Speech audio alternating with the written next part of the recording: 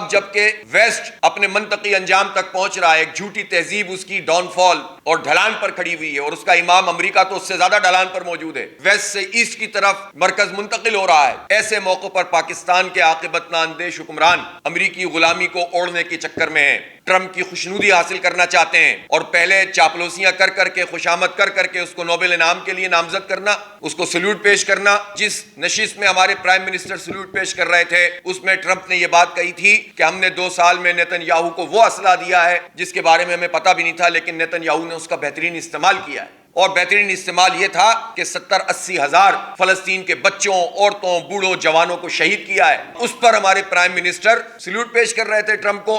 یہ ذہنی غلامی ہے، اس غلامی کے رستے کو چھوڑنا پڑے گا۔ خاص طور پر میں کہنا چاہتا ہوں کہ غزہ کے حوالے سے پاکستان کا جو پرنسپل سٹینڈ ہے، یا فلسطین کے حوالے سے، وہ پاکستان بننے سے بھی 20-30 سال پہلے سے چل رہا ہے۔ آل انڈیا مسلم لیگ کی قیادت میں جتنے اجلاس ہوتے تھے فلسطینیوں کی حمایت کی جاتی تھی۔ 1940 میں قرارداد پاکستان کے ساتھ قرارداد فلسطین پیش ہوئی، قائد اعظم نے اسرائیل کو تسلیم نہ کرنے کا اعلان کیا۔ یہ ہے ہمارا سٹینڈ۔ ہمیشہ پاکستان نے فلسطین کی آزاد اور ایک ہی ریاست کی بات کی۔ 1967 میں پاکستان کی طرف سے ہمارے پائلٹ گئے جنہوں نے وہاں جارڈینین جو ایئر فورس تھی اس کے ساتھ مل کر حصہ لیا، اور اس وقت ہمارے ایک پائلٹ تھے، انہوں نے، سیف الاعظم ان کا نام تھا، گروپ کیپٹن، انہوں نے 2 اسرائیلی جہازوں کو جارڈینین ایئر فورس کی طرف سے لڑتے ہوئے جہنم واصل کیا، گرایا۔ پھر 1973 میں ہمارے ایئر فورس کے جوانوں نے شام کے ساتھ مل کر جو جنگ ہوئی تھی 73 میں، اس میں حصہ لیا اور 2 اسرائیلی جہازوں کو گرایا۔ یہ ہماری شان ہے۔ اور اب صورتحال یہ ہے کہ ٹرمپ کے کہنے پر غزہ میں جو سیکورٹی کونسل میں